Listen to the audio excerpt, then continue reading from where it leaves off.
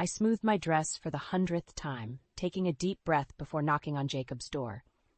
My fiancé and I had been living separately while we planned our wedding, but today was the day we'd finally start looking at houses together. As I raised my hand to knock, the door swung open. "Oh," I stumbled back, startled to see not Jacob, but an older woman with piercing blue eyes and a severe expression. "I'm sorry, I must have the wrong—" "You must be Beth," the woman said, her voice clipped. "I'm Elaine, Jacob's mother." I blinked in confusion.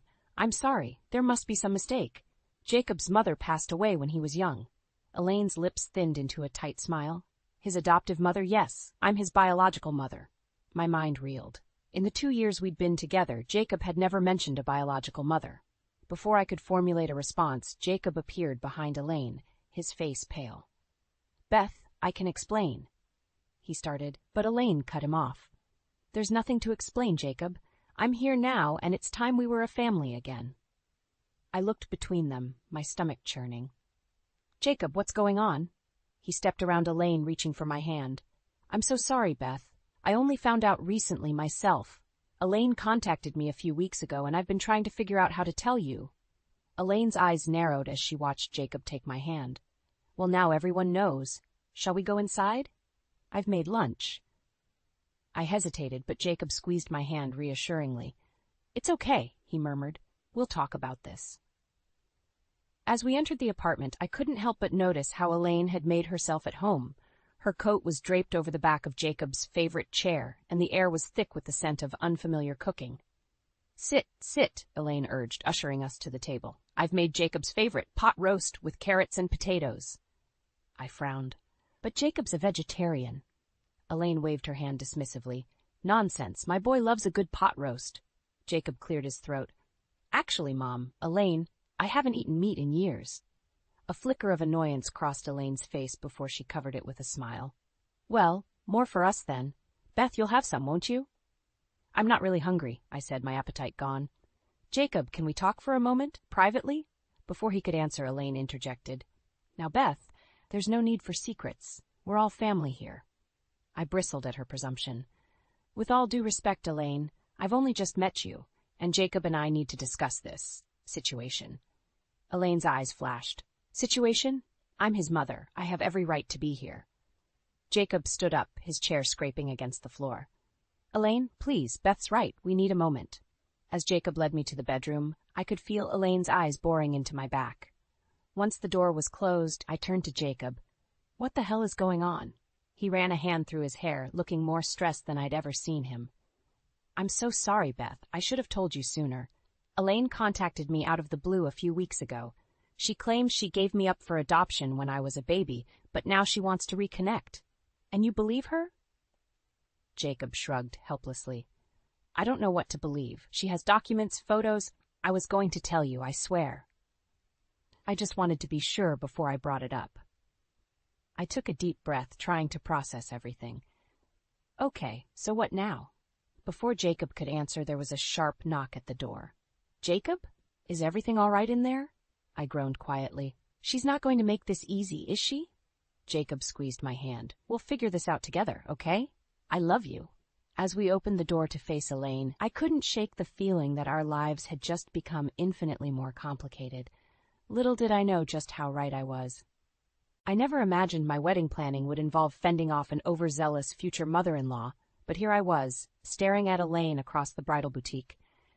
She'd somehow wormed her way into our dress shopping appointment, and now she was eyeing the gowns with a critical gaze that made my skin crawl. "Oh, Beth, darling," Elaine cooed, holding up a frilly monstrosity. "This would look divine on you. So traditional, so proper." I forced a smile. "Thanks, Elaine, but I was thinking of something more modern." Her lips tightened. "Modern? But Jacob loves classic styles. Don't you want to please your husband?" Before I could retort, my best friend and maid of honor, Sarah, intervened. "I think Beth knows what Jacob likes better than anyone. Right, Beth?" I nodded gratefully, but Elaine wasn't finished. She sidled up to me, her voice low. "You know, dear, I've known Jacob his whole life. Even if we were separated for a while, I know what's best for him." I bit my tongue, reminding myself that she was Jacob's mother, allegedly. We still hadn't confirmed her story, but Jacob seemed convinced. I tried to focus on the dresses, but Elaine's constant commentary made it impossible. After an hour of thinly veiled insults and helpful suggestions, I was at my wit's end. "I think that's enough for today," I announced, my voice strained. "Thanks for coming, Elaine, but Sarah and I can handle the rest." Elaine's eyes flashed. "But we've only just started, and I haven't even shown you the guest list changes I've made." I froze. "Guest list changes?" She waved her hand dismissively. "Oh, just a few additions. Some old friends of mine who'd love to see Jacob, and I took the liberty of removing a few of your college friends. We need to keep things classy after all." That was the last straw. "Elaine," I said, my voice tight, "this is our wedding. Jacob's and mine, not yours. You don't get to make changes to our guest list or anything else." Her face darkened. "I'm his mother. I have every right." "You've known him for 3 weeks," I exploded. "I've been with Jacob for 2 years. I know him, I love him, and I'm the one marrying him, not you." The boutique fell silent. Elaine's face contorted with rage, but before she could speak, my phone rang. It was Jacob. I answered, grateful for the interruption. "Beth?" Jacob's voice was strained. "Where are you? Is my mother with you?" "We're at the bridal shop. Why? What's wrong?" He sighed heavily. "I just got home. The apartment's a mess. Looks like someone's been going through our things. And there's a note. From Elaine." My blood ran cold. I looked at Elaine, who was watching me with an unsettling smile. "What does it say?" I asked, though I dreaded the answer. "It says she's fixing things, making our home more suitable.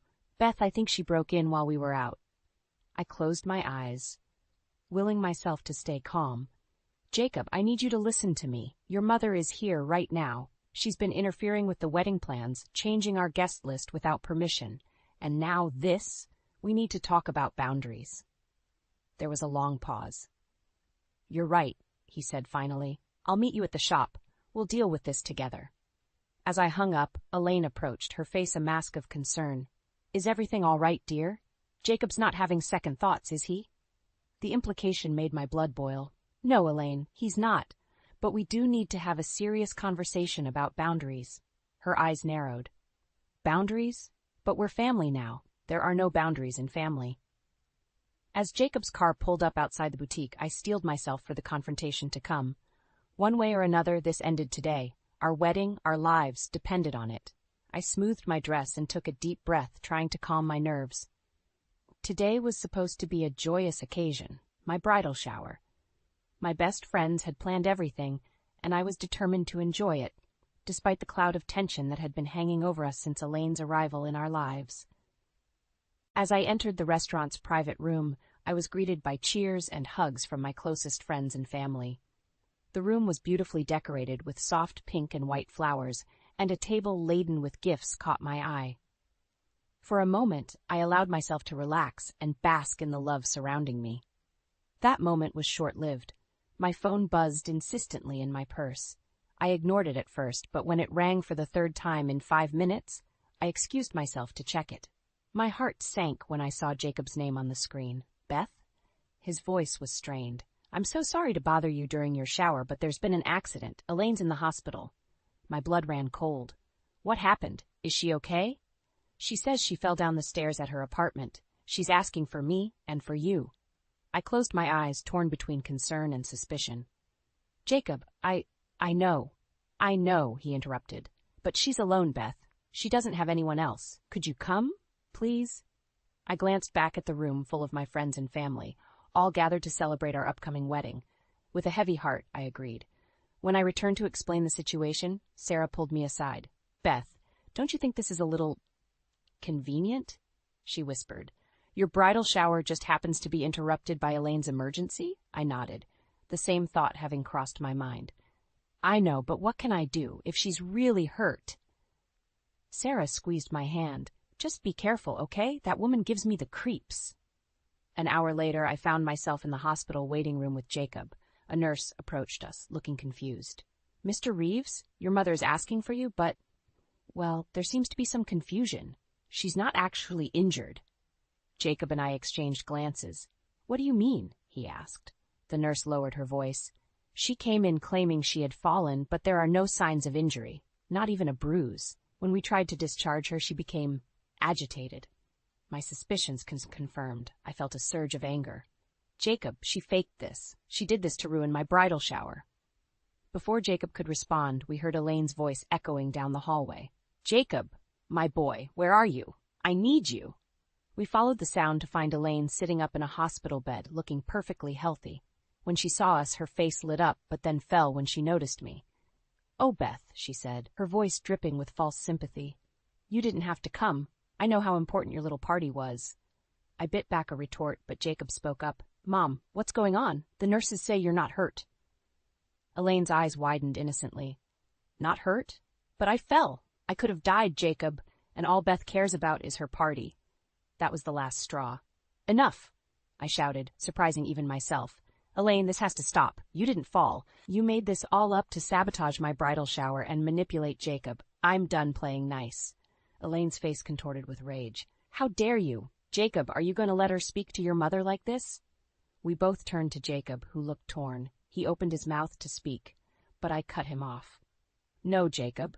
It's time to choose. Either you set clear boundaries with your mother right now, or... I took a deep breath, steeling myself. Or I'm calling off the wedding. The room fell silent. Jacob's eyes widened in shock, Elaine's narrowed in triumph, and I stood my ground, heart pounding. Everything hinged on Jacob's next words. I stared at my phone, willing it to ring. Jacob had been gone for 3 days on a business trip, and I was counting the hours until his return. After the hospital incident, he'd finally set some boundaries with Elaine, but I couldn't shake the feeling that our troubles were far from over. A sharp knock at the door startled me from my thoughts. I approached cautiously, peering through the peephole. My heart sank. Elaine stood on our doorstep, a sickeningly sweet smile plastered on her face. Against my better judgment, I opened the door. Elaine, what are you doing here? She brushed past me, entering without invitation. Oh, Beth, dear, I thought you might be lonely with Jacob away. I've come to keep you company and help around the house. Before I could protest, she was in our kitchen, skiing at the dishes in the sink. My, Jacob can't come home to this mess. Let's get started, shall we? For the next few hours, I found myself trapped in a bizarre domestic nightmare. Elaine critiqued every aspect of our home, from the way I folded laundry to the contents of our refrigerator. Kale chips? Quinoa? She wrinkled her nose at our health food. No wonder you're so thin, dear. Jacob needs a woman with some meat on her bones.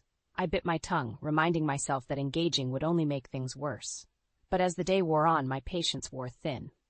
Elaine, I said finally, as she rearranged our bookshelf for the 3rd time. I appreciate your help, but I can manage on my own. She turned, eyes flashing. Can you? Because from what I've seen, you're hardly fit to be a wife, let alone a mother. The words hit me like a slap. Excuse me? Oh, don't act surprised. Elaine's voice dripped with disdain. Your career woman lifestyle, your modern ideas about marriage, it's all wrong for Jacob. He needs a traditional family, with a wife who knows her place. I felt my anger rising, but before I could respond, Elaine's eyes landed on a framed photo of Jacob and me. In one swift motion, she knocked it off the shelf, sending it crashing to the floor.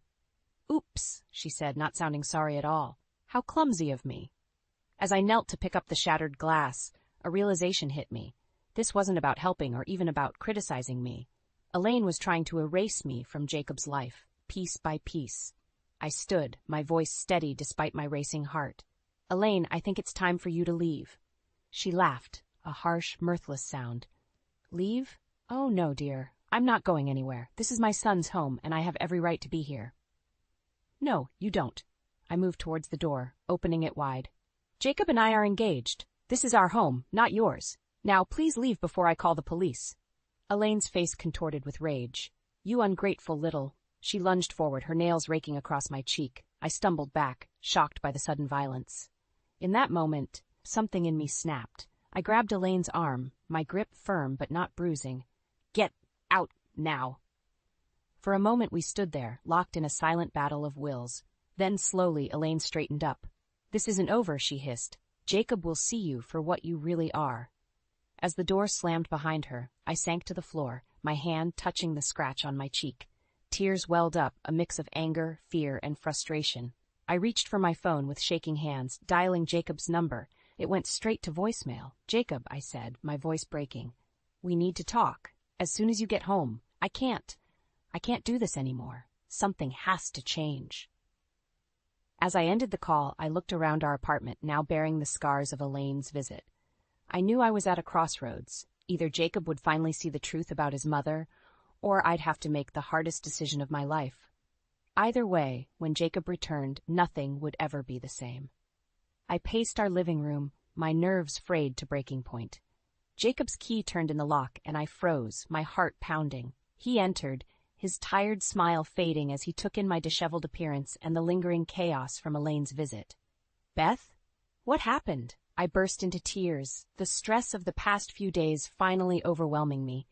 Jacob rushed to my side, enveloping me in his arms. Through sobs, I recounted Elaine's intrusion, her cruel words, and the physical altercation. Jacob's face darkened with each word. "I can't believe she'd go this far," he muttered, gently touching the fading scratch on my cheek. "Jacob, we can't go on like this," I said, pulling away to look him in the eye. "Your mother is tearing us apart. She's manipulative, she's cruel, and I'm afraid of what she might do next." He nodded slowly, a pained expression on his face. "You're right. I've been in denial, hoping she'd change, but this is unforgivable." Relief washed over me, but it was short-lived. A sharp knock at the door made us both jump. Jacob moved to answer it, but I grabbed his arm, shaking my head frantically. "Jacob, Beth, I know you're in there." Elaine's voice, shrill and angry, carried through the door. "Open up this instant." Jacob's jaw clenched. He strode to the door, throwing it open. "That's enough, Mom. You need to leave, now." Elaine's eyes widened in faux innocence. "Leave? But darling, I've brought dinner. I thought we could all talk, clear the air after that unfortunate misunderstanding with Beth." I stepped forward, finding strength in Jacob's presence. "It wasn't a misunderstanding, Elaine. You attacked me." "Attacked?" Elaine laughed, the sound grating. "Oh, please, you're so sensitive, dear. A little constructive criticism, and you fall to pieces. Jacob, surely you see how unstable she is?" Jacob's voice was cold. "The only unstable person here is you, Mom. I've seen the truth now, and I won't let you hurt Beth or come between us anymore." Elaine's facade crumbled, her face contorting with rage. "You ungrateful child. After everything I've done for you, I gave you life. I found you again. And this is how you repay me?" "You didn't find me," Jacob said quietly. "You've been lying this whole time, haven't you?" The silence that followed was deafening. Elaine's mouth opened and closed, no sound coming out. Jacob continued, his voice gaining strength. "I called the adoption agency while I was away. They have no record of you. You're not my biological mother, are you?" Elaine's composure shattered completely. "No, you can't take him from me again." She lunged forward, her hands clawing at Jacob. I reacted instinctively, stepping between them. Elaine's nails raked across my arm, drawing blood. Jacob pulled me back, pushing Elaine away. "That's it," he growled, reaching for his phone. "I'm calling the police." Elaine's eyes darted wildly between us. "You wouldn't dare. I'll tell them you attacked me. Who do you think they'll believe? A sweet, helpless old lady, or you two?" My blood ran cold at the threat, but Jacob didn't waver. "Go ahead. We have security cameras in the hallway. They'll show exactly what happened." The fight seemed to drain out of Elaine. She sagged against the doorframe, suddenly looking every bit her age. "Please," she whispered, "don't send me away. I have no one else." For a moment, I saw a flicker of doubt in Jacob's eyes. I squeezed his hand, reminding him of everything we'd been through. Jacob took a deep breath. "I'm sorry, but you need help, professional help.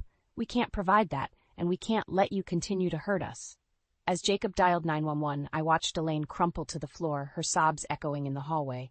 Despite everything, I felt a pang of pity.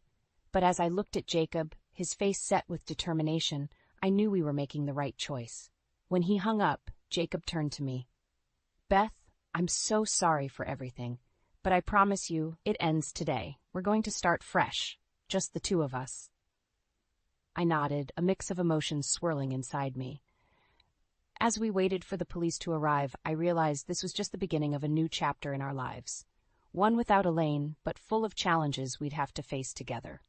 I breathed in the crisp morning air, savoring the peace of our new neighborhood. It had been 3 months since we'd moved, leaving behind the chaos Elaine had brought into our lives. Jacob and I were finally settling into a routine, our wedding plans back on track. As I sipped my coffee on our small balcony, my phone buzzed. Unknown number. I hesitated, then answered. Beth? The voice sent chills down my spine. Elaine, how did you get this number? I demanded, my hand shaking. Oh, darling, did you really think you could hide from me? Elaine's voice dripped with malice. I know everything, including your little indiscretion. My mind raced. What are you talking about? Don't play dumb. I saw you with him, in our old apartment. How could you do this to Jacob? I felt sick. Elaine, you're not making any sense. We don't live there anymore. She laughed, a chilling sound. Lies. I have proof. Photos. Jacob will be devastated when he sees them. The call ended abruptly. I stood frozen, my coffee forgotten. What photos? What was she talking about? My phone buzzed again, a text from Jacob. Got a strange call from Mom. She's saying something about you cheating? Call me ASAP. Panic gripped me. I dialed Jacob's number, pacing frantically. Beth? Jacob's voice was strained. What's going on? Jacob, I swear I haven't done anything. Elaine's lying. She sent photos, Beth, he interrupted, of you and some guy entering our old apartment yesterday. My mind whirled. That's impossible. I haven't been there in months. Jacob, you have to believe me. There was a long pause. I want to, Beth, but these photos... Listen to me, I pleaded. Go to the apartment. Talk to the new tenants. They'll tell you I wasn't there. Another pause. Okay, I'll go now. But Beth, if you're lying... The call ended, leaving me in agonizing silence. Hours passed like years. I called our old landlord, who confirmed that a young couple, Tom and Sarah, had moved in last month. I left frantic messages for Jacob, begging him to call me back. Finally, my phone rang. Jacob. It's worse than we thought, he said, his voice tight. Elaine broke into the apartment. The new tenants, Tom and Sarah, they're terrified. Elaine's been stalking them, convinced Tom is your lover. Relief and horror warred within me. Oh God, Jacob, is everyone okay? They're shaken up, but fine. Beth, I'm so sorry I doubted you. Elaine, she's completely lost it. She photoshopped those pictures, made it look like you and Tom. Where is she now? I asked, dreading the answer. That's the thing. She ran when she saw me. The police are looking for her. But a sharp knock at our door cut him off. My blood ran cold. Jacob, I whispered. I think she's here. Beth, listen to me. Do not open that door. I'm on my way. Call 911 right now.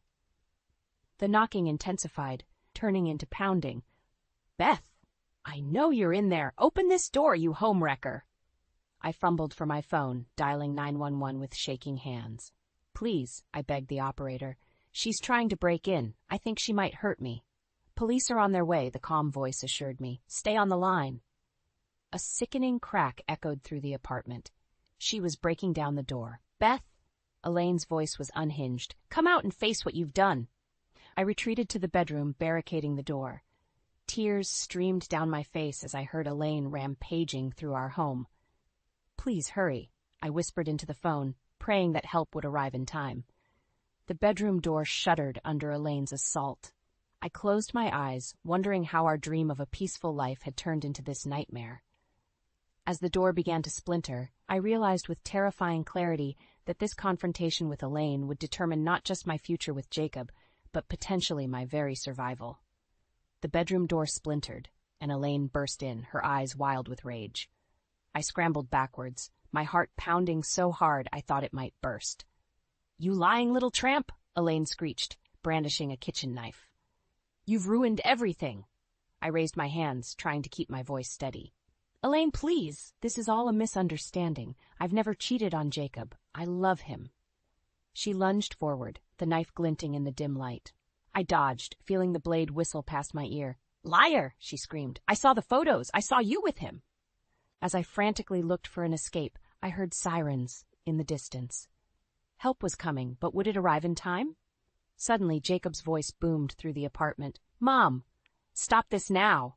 Elaine froze, her head whipping towards the sound. I seized the moment, ducking past her and bolting for the door. But she was quicker than I expected. Her hand latched onto my hair, yanking me back with surprising strength. You're not going anywhere, she hissed in my ear. The front door burst open, and Jacob rushed in, followed closely by 2 police officers. The scene before them must have been shocking. Elaine holding a knife to my throat, both of us disheveled and panting. Drop the weapon, one officer commanded, his gun trained on Elaine. For a moment, everything was still. Then Elaine's grip loosened. The knife clattered to the floor, and I stumbled away, collapsing into Jacob's arms. As the officers handcuffed Elaine, she began to sob. "I was just trying to protect you, Jacob. She was going to take you away from me." Jacob's voice was firm but sad. "No, Mom. The only one trying to come between us was you, and now you've gone too far." The next few hours passed in a blur. We were taken to the police station, where we gave our statements. Tom and Sarah, the new tenants from our old apartment, were there too, looking shaken but relieved.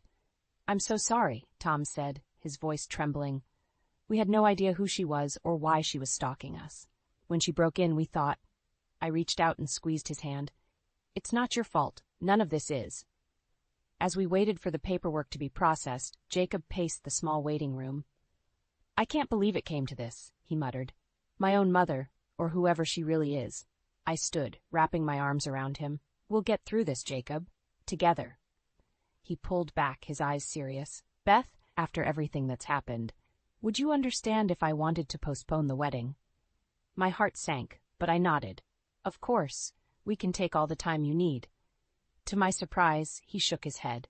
"No, that's not what I meant. I want to marry you as soon as possible. Today, if we can. Life's too short, and I don't want to waste another moment." Tears welled up in my eyes. "Are you sure?" He cupped my face in his hands. I've never been more sure of anything in my life. Just then, the detective handling our case approached. "Mr. Reeves, Miss Thompson, we're ready for you to sign the formal charges against Elaine Simmons." Jacob took a deep breath. "And after that?" The detective's expression softened. "She'll be held for psychiatric evaluation. Given the circumstances, it's likely she'll be committed for treatment."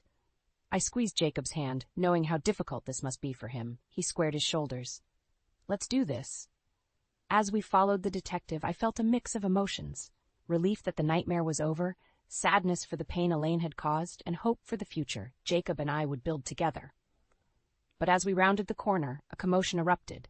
Shouts echoed down the hallway, followed by a familiar, chilling voice. "Jacob! Don't let them take me!" We froze, watching in horror as Elaine, somehow free from her restraints, barreled towards us. In that moment, I realized our ordeal was far from over. The true climax of our struggle with Elaine was yet to come, and it would determine the course of our lives forever. Time seemed to slow as Elaine charged towards us, her eyes wild with desperation. Jacob instinctively stepped in front of me, shielding me from his deranged mother. "Mom, stop!" Jacob's voice was firm, authoritative. "This ends now." Elaine faltered, confusion flickering across her face. "But Jacob, I'm doing this for us, for our family." In that moment, I saw the pain etched on Jacob's features, the weight of this twisted situation bearing down on him. I squeezed his hand, lending him my strength. "We're not family, Elaine," Jacob said softly. "You've been living a lie, and it's time to face the truth." Officers swarmed around us, restraining Elaine once more. As they led her away, her anguished cries echoed through the station. Jacob's shoulders sagged, and I held him close, feeling his body shake with silent sobs. The next few months were a whirlwind of court proceedings, therapy sessions, and rebuilding our lives. Elaine was committed to a psychiatric facility, her delusions finally addressed by professionals. Jacob struggled with guilt and grief, mourning the mother he never truly had. Through it all, our love deepened, tempered by the fire we'd endured together. We decided to have a small, intimate wedding, surrounded only by our closest friends and family. As I walked down the aisle, Jacob's eyes shining with tears of joy, I knew that every trial had been worth it for this moment. Weeks turned into months, and slowly we found our rhythm again. We bought a cozy house in a quiet neighborhood, far from the memories of our turbulent past. Jacob threw himself into his work, while I focused on my writing, channeling our experiences into a novel that I hoped might help others facing similar struggles. It was a crisp autumn morning when I felt the first flutter in my belly. I stood in our kitchen, hand pressed against my stomach, hardly daring to believe it. When Jacob came home that evening, I greeted him with happy tears and the news he'd been longing to hear. "We're pregnant," I whispered, watching his face transform with wonder and joy. As Jacob knelt before me, pressing his ear to my still flat stomach and whispering words of love to our unborn child, I felt a sense of peace wash over me. We had weathered the storm, emerged stronger, and now we were embarking on the greatest adventure of all, parenthood. The months flew by, our home filling with baby gear and the excited chatter of friends and family. We decided not to learn the baby's gender, relishing the surprise that awaited us. On a warm summer night, as the first stars appeared in the sky, our daughter made her entrance into the world. Holding her in my arms, Jacob beside me, I marveled at the perfect little person we had created. "What should we name her?" Jacob asked softly, stroking her downy head. I smiled, remembering all we had overcome to reach this moment. "How about Hope? Because that's what she represents, our hope for the future and the strength of our love." Jacob's eyes glistened as he nodded. "Hope. It's perfect." As we settled into life as a family of 3, I often reflected on the journey that had brought us here. The pain Elaine had caused seemed distant now, like a half-remembered nightmare. In its place was a deep appreciation for the peace we'd found and the boundaries we'd learned to set. One evening, as I rocked Hope to sleep, Jacob came in with a letter. "It's from the hospital," he said quietly. "Elaine, she's asking to see us." I held my breath, watching Jacob's face carefully. He smiled, a soft, sad smile. "I'm going to write back and decline. Our family, our real family, is right here." As he joined us, wrapping his arms around Hope and me, I felt a profound sense of gratitude. We had faced our demons, confronted our fears, and emerged victorious. Our love had not only survived but thrived, stronger and more resilient than ever. Looking down at our sleeping daughter, I knew that whatever challenges the future might hold, we would face them together, as a family, built on trust, respect, and unbreakable bonds of love.